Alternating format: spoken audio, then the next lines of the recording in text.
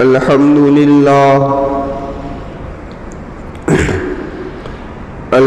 لله رب العالمين،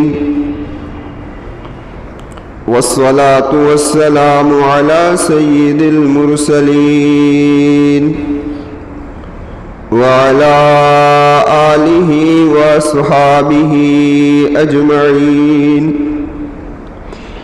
أما بعد، فقد قال الله تبارك وتعالى في الكلام المجيد والفرقان الحميد: أعوذ بالله من الشيطان الرجيم، بسم الله الرحمن الرحيم.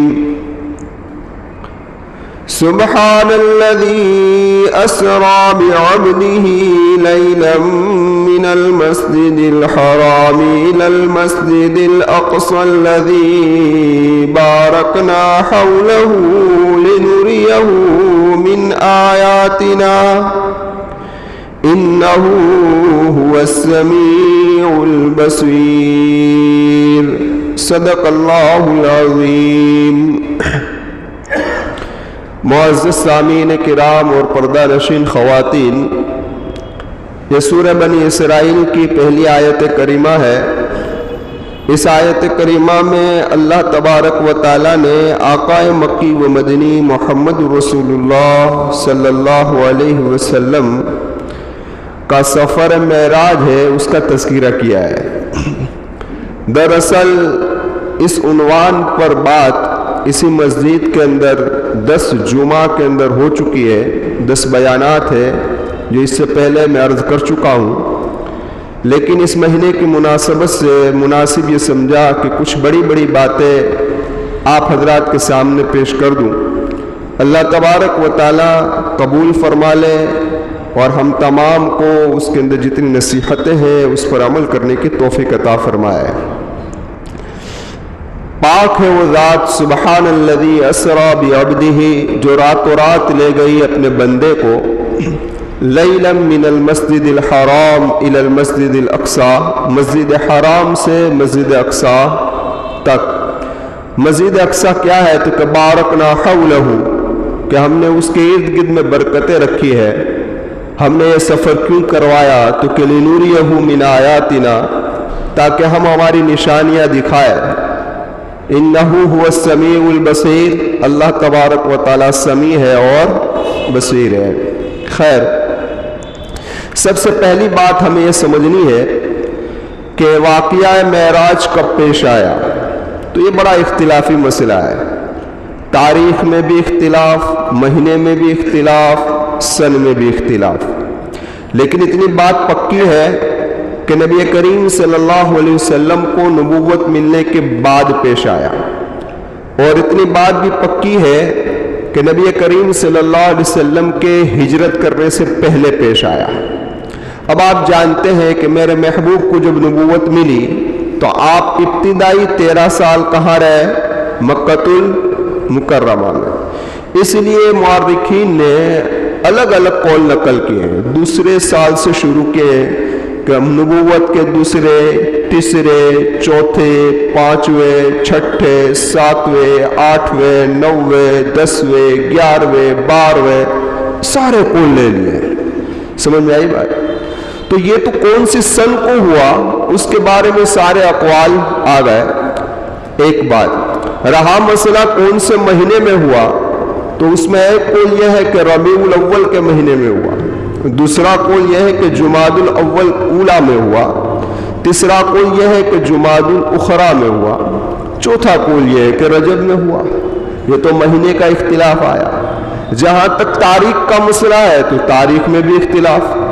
کسی نے کہا 15 رجب 15 تاریخ، کسی نے کہا 17 تاریخ، کسی نے کہا 22 تاریخ، کسی نے کہا 27 تاریخ.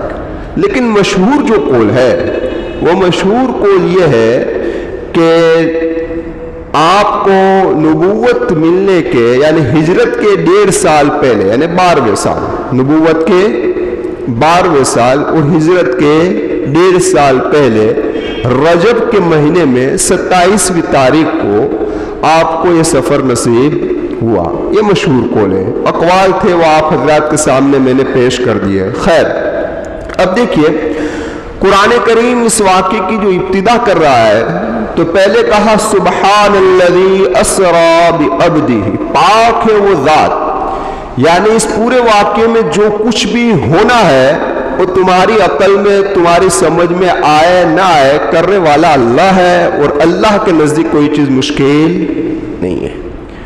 سبحان الذی اسری بعبدہ، عبد لا کر بھی اشارہ کر دیا. کیا اشارہ کر دیا؟ کہ محمد صلی اللہ علیہ وسلم کو ہم نے اتنی اونچی جو پرواز کروائی ہے کہ ہم نے زمین سے اٹھا کر ساتواں آسمان اور ساتواں آسمان سے بھی اوپر عرش تک ہم نے محمد رسول اللہ صلی اللہ علیہ وسلم کو پہنچا دیا. تو ان پرواز کی وجہ سے کوئی نبی کو رب نہ سمجھ لے، خدا نہ سمجھ لے. سمجھ میں آئی بات؟ اس لیے اللہ تبارک و تعالیٰ نے فرمایا عبد، بندے ہی ہے. کون ہے؟ بندے ہی ہے. خیر اب ذرا آگے دیکھیں کہ یہ عبد کا استعمال جو اللہ تبارک و تعالیٰ نے، یعنی عبد کا جو لفظ آیا ہے وہ یہ بہت ہی بڑی اونچی چیز ہے. انسان کے اندر عبدیت کا آ جانا. کس کا آ جانا؟ عبدیت کا آ جانا. اسی لیے محمد رسول اللہ صلی اللہ علیہ وسلم کو جب اللہ تبارک و تعالیٰ نے اختیار دیا کہ کیا آپ بادشاہت والی نبوت چاہتے ہو یا عبدیت والی نبوت چاہتے ہو، تو میرے آقا نے کیا فرمایا؟ میں تو عبدیت والی نبوت کو چاہتا ہوں. کیا مل جائے بھائی؟ عبدیت والی نبوت ملے. عبدیت ہے اپنے آپ کے اندر تواضع لانا، تکبر، بڑائی، کبریائی، شان، ان سب کو کیا آدمی چھوڑ دے، اپنے آپ کے اندر سادگی اور تواضع لائے. سمجھ میں آئی؟ خیر آگے ایک بات اور سمجھیے کہ عزت جو ہے وہ اللہ دیتا ہے. دنیا جو عزت دیتی ہے وہ ساری بناوٹی والی عزت ہے. آج آپ کو یہاں بٹھایا، کل آپ کو یہاں سے اتار بھی سکتے ہیں. آج آپ کو مصلی پہ کھڑا کیا، کل آپ کو مسجد کے باہر بھی رکھ سکتے ہیں. سمجھ میں آئی بات؟ ہاں آج آپ کی ملاقات کے لیے سارے لوگ آ رہے ہیں، کل آپ کے پیچھے تھوک بھی سکتے ہیں. لیکن جس کو اللہ عزت دے اسے کوئی ذلیل کر سکتا نہیں ہے، اور جس کو اللہ ذلیل کر دے تو اسے کوئی عزت نہیں دے سکتا. وَتُعِزُّ مَن تَشَاءُ وَتُذِلُّ مَن تَشَاءُ. اللہ نے آج تک آپ لوگوں کو ہمیں عزت عطا فرمائی ہے. اللہ ہمیں عزتوں کے ساتھ رکھے، عزتی کے بعد اللہ ذلتی سے ہماری حفاظت فرمائے. خیر اب ہم اس واقعے کے بڑے بڑے چیزوں کی طرف آتے ہیں. سمجھیے یہ قول یہ ہے کہ روایت سے پتہ چلتا ہے کہ اللہ کے محبوب صلی اللہ علیہ وسلم کو جب یہ سفر پیش آیا تو اس وقت آپ اپنی چچازاد بہن یعنی حضرت علی رضی اللہ تعالیٰ عنہ کی بہن ام ہانی رضی اللہ تعالیٰ عنہ کے مکان پر سو رہے تھے. ایک روایت سے پتہ چلتا ہے کہ آپ کی سفر کی ابتدا حتیم سے ہوئی. کہاں سے ہوئی بھائی؟ بیت اللہ کا جو حصہ بہار ہے وہاں حتیم سے ہوئی. یہ ایک قول یہ ہے، لیکن دونوں روایتوں کے اندر کوئی تعارض ہے نہیں. آپ حضرت ام ہانی رضی اللہ تعالی عنہ کے مکان پر آرام فرما رہے تھے. حضرت جبرائیل اور میکائیل تشریف لائے، وہاں سے آپ کو اٹھایا اور اٹھا کر حتیم کے اندر رکھ دیا اور حتیم کے اندر آپ واپس سو گئے. سمجھ میں آئی بات؟ اسے دونوں روایتوں میں تطبیق ہو جا رہی ہے. خیر اب سوال ایک پیدا ہوتا ہے، اور سوال یہ پیدا ہوتا ہے کہ اگر اللہ تبارک و تعالیٰ چاہتا تو اس سفر کی ابتدا ام ہانی ہی کے مکان سے کرا دیتے. کہاں سے کرا دیتے؟ وہیں سے آپ کو لے جاتے بیت المقدس اور پھر ساتواں آسمان اور پوری سیر کرا دیتے. لیکن ام ہانی رضی اللہ تعالی عنہ کے مکان سے اٹھا کر حتیم کے اندر کیوں لایا گیا، اور حتیم ہی سے آپ کے سفر کی ابتدا کیوں کرائی گئی؟ یہ ایک سوال ہے. سمجھ میں آئی؟ دیکھیے تو میں عرض کر رہا تھا کہ بیت اللہ کے کتنے حصے ہیں؟ 2 حصے ہیں. بیت اللہ کا ایک حصہ تو وہ ہے کہ جس کے اندر دیواریں ہیں، جس کے اندر دروازہ ہے، جس کے اندر تالا ہے. بیت اللہ کا ایک حصہ وہ ہے کہ جس کے اندر نہ دروازے ہیں نہ تالا ہے، نہ آنے کا مسئلہ ہے، نہ جانے کا مسئلہ ہے۔ حتیم بھی کیا ہے بھائی؟ کون ہے؟ بیت اللہ ہی کا حصہ ہے۔ سمجھ آئی بات؟ حتیم بھی بیت اللہ ہی کا حصہ ہے۔ اب ذرا دیکھیں، دنیا کا کوئی مالدار آدمی یا کوئی ملک کا، جس کو کہتے ہیں نا وزیر اعظم، جب جاتا ہے تو یہ فخر سے کہتا ہے میرے لیے بیت اللہ کا دروازہ کھولا گیا اور میں بیت اللہ کے اندر ہو کر آیا ہوں، ہے نا، بطور فخر کے وہ کہتا ہے۔ دیکھیے اب اللہ تبارک و تعالیٰ کا نظام دیکھیے۔ اللہ تبارک و تعالیٰ نے محمد الرسول اللہ صلی اللہ علیہ وسلم کو حتیم سے معراج کروایا، کیونکہ میرا نبی تو مالداروں کا بھی نبی ہے، غریبوں کا بھی نبی ہے، میرا نبی حاکموں کا بھی نبی ہے، میرا نبی محکوموں کا بھی نبی ہے نا بھائی۔ بیت اللہ کا وہ حصہ کہ جس کے اندر دیواریں ہیں، بیت اللہ کا وہ حصہ کہ جس کے اندر دروازہ ہے، جس کے اندر تالا لگا ہے، وہاں تو غریب جا سکتا نہیں ہے۔ لیکن بیت اللہ کا وہ حصہ جہاں دروازہ بھی نہیں ہے اور جہاں تالا بھی نہیں ہے، نہ آنے کا مسئلہ ہے نہ جانے کا مسئلہ ہے، وہاں تو ہر غریب بھی پہنچ سکتا ہے۔ یہ بھی اللہ کا نظام دیکھیے کہ بیت اللہ کے اس حصے میں جہاں امیروں کے لیے بھی قید نہیں، غریبوں کے لیے بھی قید نہیں، اور جہاں سے محمد الرسول اللہ کے اس سفر کی ابتدا ہو رہی ہے وہ آج بھی جگمگا رہا ہے۔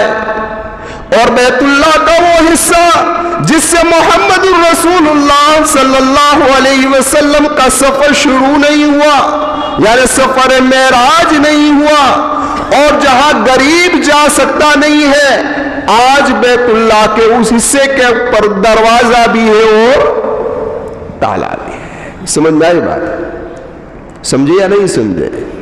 تو میں عرض یہ کر رہا تھا، اللہ کے محبوب صلی اللہ علیہ وسلم کے سفر کی ابتدا کہاں سے کروائی اللہ نے؟ بیت اللہ سے، اور حتیم سے کروائی۔ اب ذرا اور دیکھیں، غور کیجئے قرآن کریم پر۔ قرآن کریم یہ فرما رہا ہے إِنَّ أَوَّلَ بَيْتٍ وُضِعَ لِلنَّاسِ لَلَّذِي بِبَكَّةَ مُبَارَكًا، کہ کائنات کے اندر سب سے پہلے اللہ تبارک و تعالیٰ نے بیت اللہ، یعنی کائنات کی ابتدا کس سے ہوئی؟ بیت اللہ سے۔ اب دیکھیے آگے، اللہ تبارک و تعالیٰ نے ابتدا کائنات کی بیت اللہ سے کی۔ اب سفر جب شروع ہوا تو کہاں سے ہوا؟ بیت اللہ سے ہوا۔ کہاں سے ہوا بھائی؟ بیت اللہ سے ہوا۔ کہاں تک گیا؟ تو اللہ تبارک و تعالیٰ فرماتے وَسِعَ كُرْسِيُّهُ السَّمَاوَاتِ وَالْأَرْضِ، ساتوں آسمان اور ساتوں آسمان کے اوپر اللہ تبارک و تعالیٰ کی کرسی، اور کرسی کے اوپر سمندر، اور سمندر کے اوپر اللہ کا عرش۔ اللہ تبارک و تعالیٰ نے وہاں تک محمد الرسول اللہ کو پہنچایا۔ یعنی کہنے کا مقصد یہ ہے، اے میرے محبوب، تیرے اس سفر کی ابتدا، کائنات کی ابتدا جہاں سے ہوئی وہاں سے، اور تیرے سفر کی انتہا وہاں تک جہاں تک ہماری آخری انتہا ہے کائنات کی، یعنی عرش۔ کہاں تک؟ تو ابتدا بھی محمد الرسول اللہ سے اور انتہا بھی کون؟ محمد الرسول اللہ سے۔ اس لیے بیت اللہ سے سفر شروع ہوا اور عرش پر کیا ہوا؟ کون؟ عرش پر کیا ہوا؟ ختم ہوا۔ ہاں، اب قرآن کریم میں ایک اور غور کیجئے، جب قرآن کریم فرما رہا ہے کہ ان اول بیت وضع للناس للذی ببکۃ مبارکہ، جس جگہ سے ابتدا ہوئی ہے وہ مبارک جگہ ہے، اور جس جگہ پر انتہا اس کے بارے میں قرآن کریم کیا کہہ رہا ہے؟ قل حسبی اللہ لا الہ الا ہوا علیہ توکلت وہو رب العرش العظیم۔ جہاں محمد رسول اللہ کے سفر کی انتہا ہوئی وہ عظمت کس پر؟ عظمت والی جگہ، برکت والی جگہ سے سفر شروع ہوا، عظمت والی جگہ پر سفر ختم ہوا۔ اے محمد رسول اللہ، آپ برکت والے بھی ہیں اور آپ عظمت والے بھی ہیں۔ سمجھ میں آئی؟ آپ برکت والے بھی ہیں اور آپ عظمت، برکتوں کے تو بے شمار واقعات ہیں، عظمت کا کیا پوچھنا ہے نا بھائی۔ تو خیر، اب وہاں سے آپ کے سفر کی ابتدا ہو رہی ہے۔ اب ذرا اور غور کیجئے، پھر آپ کو حتیم میں لیٹے ہوئے تھے، حضرت جبرائیل علیہ السلام جنت سے برتن لے کر آئے نا، خود میرے آقا یہ فرما رہے سونے کا برتن لے کر آئے تھے اور آپ کے سینے کو چیرا گیا تھا۔ میں اس سے پہلے عرض کر چکا ہوں 4 مرتبہ محمد رسول اللہ صلی اللہ علیہ وسلم کے سینے کو چیرا گیا، ایک نبوت کے وقت، ایک معراج کے وقت، اور 2 مرتبہ کب؟ بچپن کے اندر۔ یہ 4 مرتبہ تفصیل اس سے پہلے گزر چکی ہے، تفصیل میں جانے کی ضرورت نہیں ہے۔ خیر، میں عرض کر رہا تھا میرے محبوب فرما رہے ہیں کہ میرا سینہ چیرا گیا اور میں خود اس کو دیکھ رہا تھا، میں خود اس کو دیکھ رہا تھا۔ اور حضرت انس رضی اللہ تعالیٰ عنہ کی روایت کے اندر ہے کہ باقاعدہ آپ کے سینے پر چیرنے کے نشانات دیکھے گئے۔ اب یہ جو دل جو نکالا گیا نا، اس کو دھویا کس سے؟ میں اس سے پہلے کہہ چکا کون؟ زمزم سے دھویا۔ کس سے دھویا؟ زمزم سے دھویا۔ تو حضرت جبرائیل علیہ السلام جب وہ جنت سے برتن لا سکتے تھے تو کیا جنت کا پانی نہیں لا سکتے تھے؟ جنت کا پانی کیا ہے؟ مائے کوثر ہے نا۔ آقا نے فرمایا کہ میرا ممبر حوض کوثر پر ہوگا۔ کہاں ہوگا؟ علماء نے لکھا ہے کہ اس کا مطلب کیا ہے؟ ایک مطلب تو یہ ہے کہ حوض کوثر پر میرے لیے ممبر رکھا جائے گا، دوسرا مطلب یہ ہے کہ یہ جو میرا ممبر ہے اللہ وہاں اس کو پہنچا دے گا حوض کوثر پر۔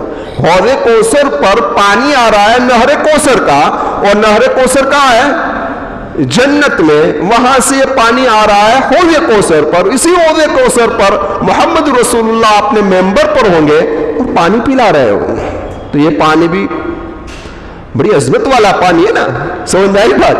بڑی عظمت والا پانی ہے۔ لیکن اب یہاں سوال کرتے ہیں کہ جنت اور میدان محشر کے درمیان تو جہنم آتی ہے، کیا آتی ہے بھائی؟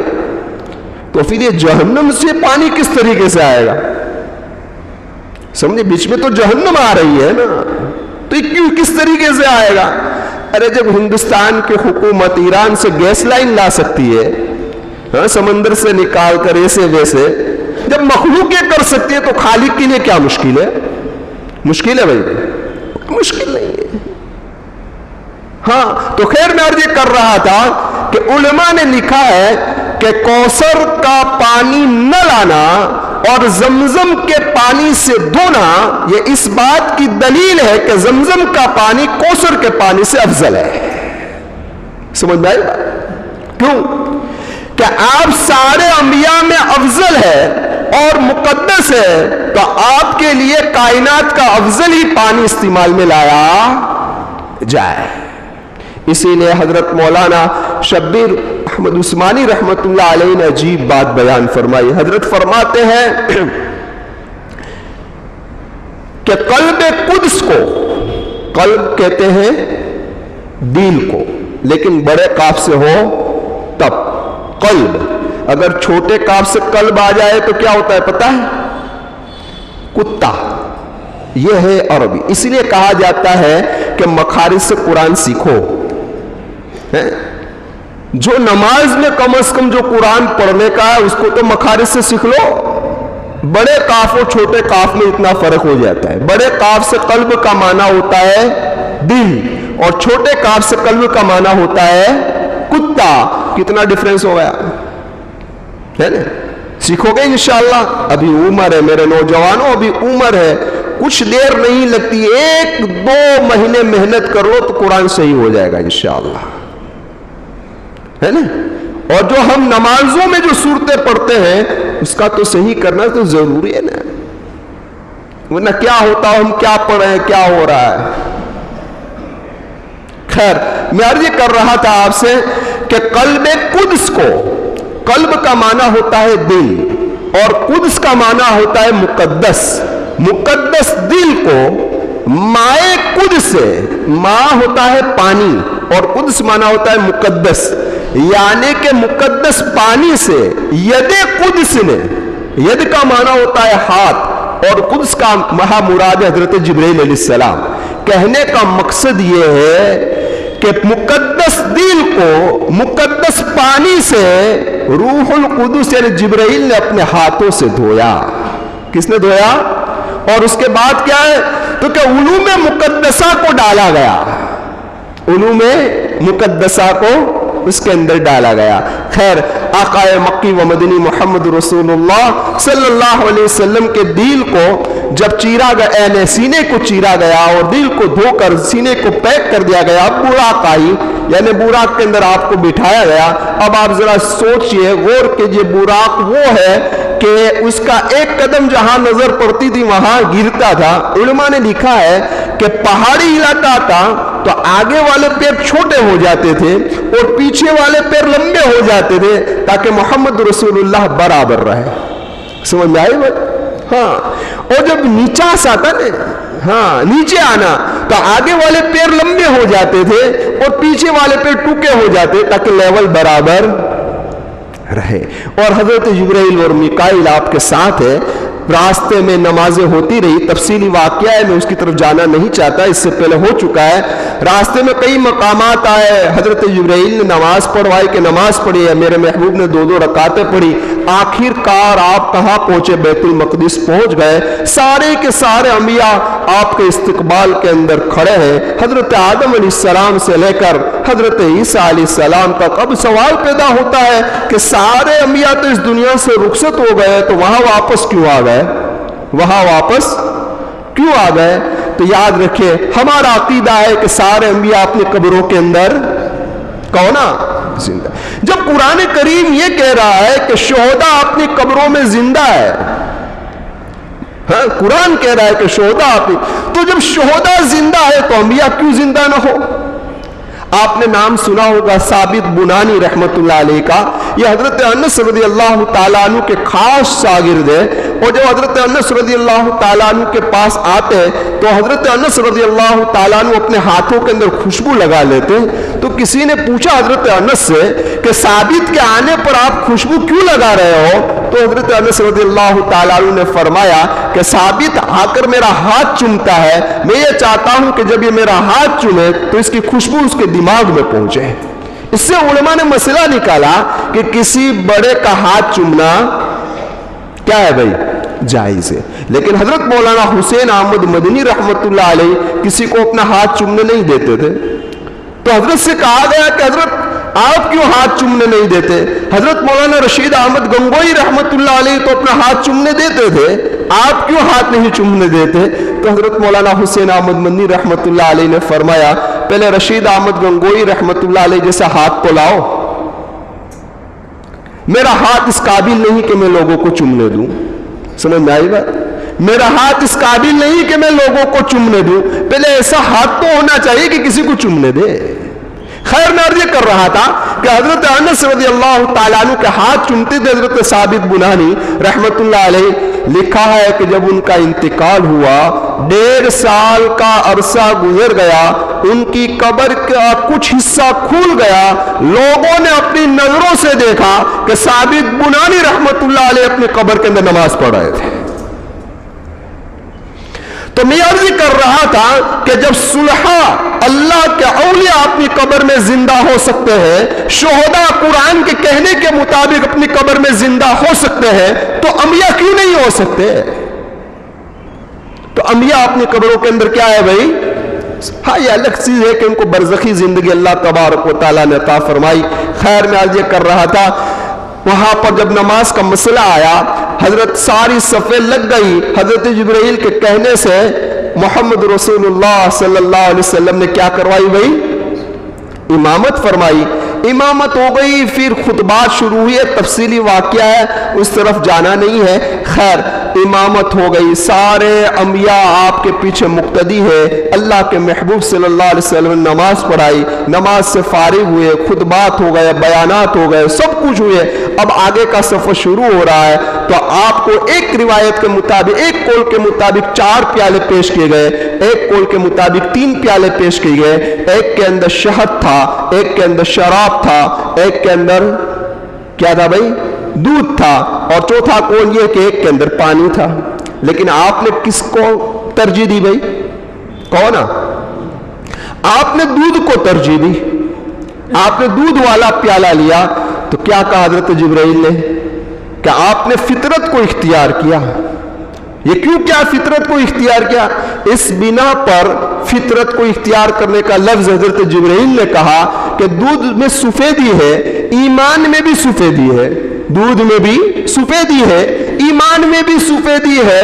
کہنے کا مقصد یہ ہے کہ ہر پیدا ہونے والا ایمان ہی پر پیدا ہوتا ہے، اپنی فطرت ہی پر پیدا ہوتا ہے۔ پھر اس کے ماں باپ اس کو مجوسی، کافر، کیا نہ کیا بنا دیتے ہیں، لیکن خود کس پر پیدا ہوتا ہے؟ اپنی فطرت پر پیدا ہوتا ہے۔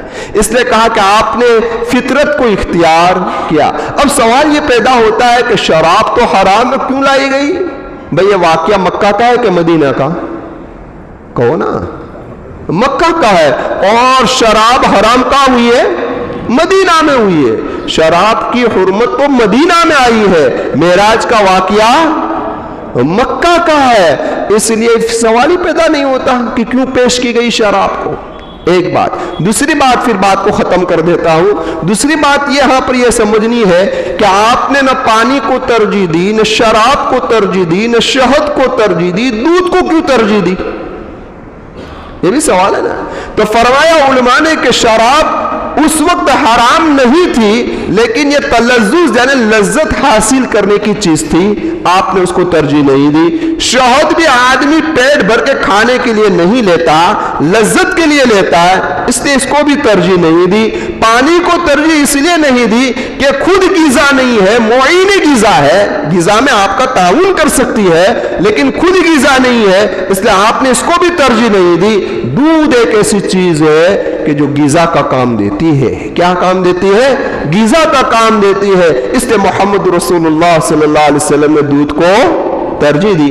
آپ نے دودھ پیا، آپ کے سفر کا ایک حصہ یہاں پر مکمل ہوا۔ یہاں سے سفر کا دوسرا حصہ انشاءاللہ شروع کریں گے مختصر طور پر آئندہ جمعہ کو۔ جو کہا گیا اللہ تبارک و تعالیٰ اسے قبول فرمائے، آمین۔ وآخر دعوانا ان الحمدللہ رب العالمین۔ سبحان اللہ وبحمدہ، سبحانک اللہم وبحمدک، ونشہد ان لا الہ الا انت نستغفرک ونتوب الیک۔ مستورات